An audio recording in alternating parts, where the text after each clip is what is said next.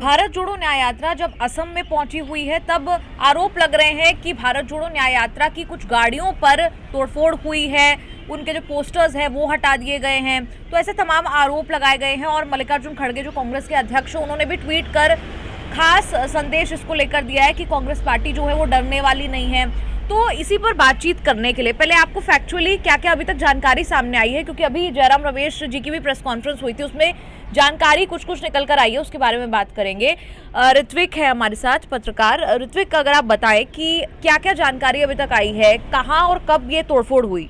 देखिए, कल तो इस यात्रा की मौजूदगी जो है असम के जोरहाट डिस्ट्रिक्ट से होकर लखीमपुर पर तक पहुंची। अब कांग्रेस का एक गंभीर आरोप है कि वो उनका कहना है कि कल शाम यानी जो छठा दिन रहा उस दिन शाम को ये जो काफिला है जब वो लखीमपुर पहुंचे तो उनसे ये राहुल गांधी के जो भारत जोड़ो न्याय यात्रा के साथ चल रहे हैं जितने भी कटआउट्स लिए जो गाड़ी पहले वो पहुंच जाते हैं तो उन पर तोड़फोड़ किया गया है, ऐसा आरोप कांग्रेस का है। और यहाँ पर राज्य के कांग्रेस के जो नेता है भूपेन बोरा जो मुखिया है इस राज्य के कांग्रेस के, उन्होंने ये आरोप भी दर्ज करवाया लखीमपुर के 2 अलग थाने में जहाँ पर ये पुलिस कंप्लेंट दर्ज की गई।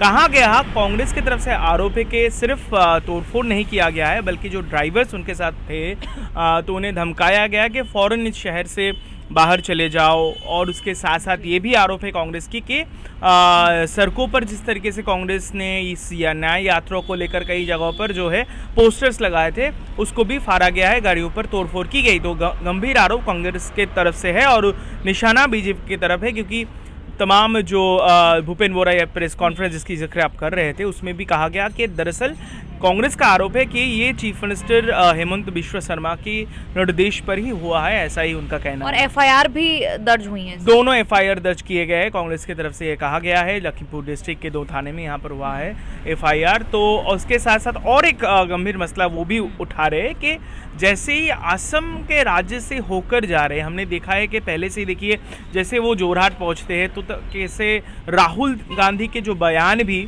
वो किस तरीके से वो सीधे वार कर रहे हैं, निशाना बना रहे हैं राजनीतिक तौर से जो यहाँ के बीजेपी के मुख्यमंत्री है।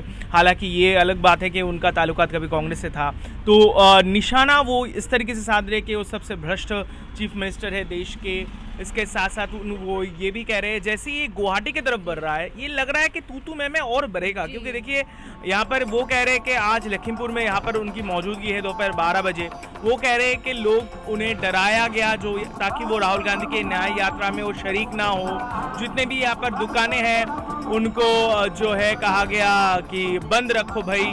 तो ये इस तरह के आरोप, गंभीर आरोप कांग्रेस। अच्छा, इन्होंने ये भी कहा कि प्रेस कॉन्फ्रेंस में जयराम रमेश जी ने कहा कि नड्डा साहब जिस रास्ते से होकर आए हैं हमें उसी की आप परमिशन कृपया दे दीजिए, ये वो कह रहे हैं। अरुण जी भी हमारे साथ है, मीडिया देखते हैं आप कांग्रेस पार्टी का। मल्लिकार्जुन खड़गे जी का भी ट्वीट आया, उन्होंने कहा कि Congress party shall take appropriate legal action against these BJP stooges, ये उनके शब्द हैं।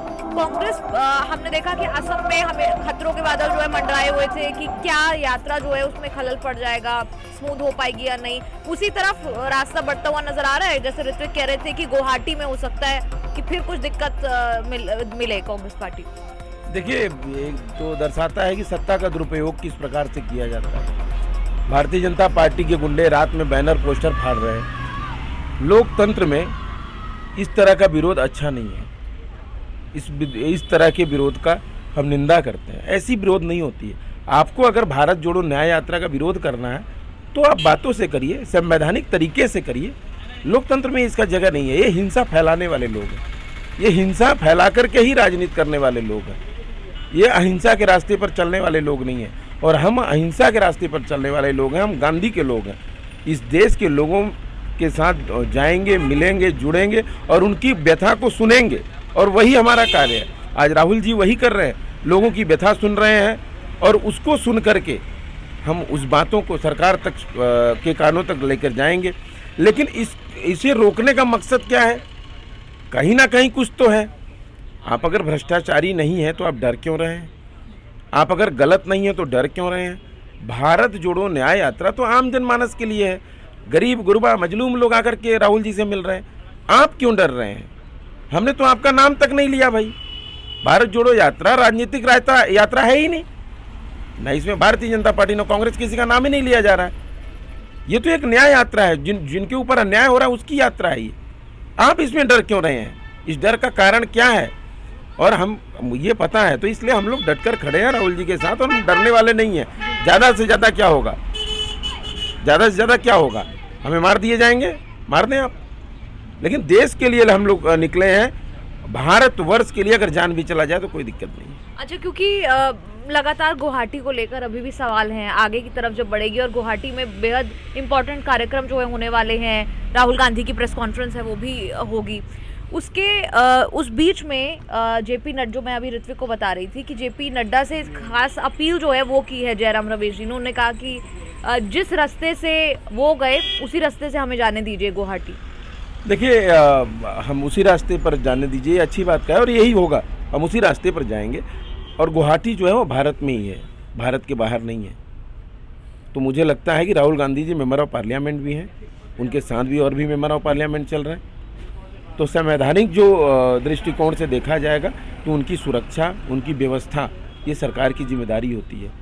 अगर सरकार अपने गुंडों को नहीं संभाल पा रही है तो सरकार इसको स्पष्ट करे कि हम अपने गुंडों को नहीं संभाल पा रहे हैं। डबल इंजन की सरकार है। आदरणीय मोदी जी भी देख रहे होंगे, गृहमंत्री अमित शाह जी भी देख रहे होंगे कि किस प्रकार से आपके प्रदेश का मुखिया आपके प्रदेश को नहीं संभाल पा रहा है।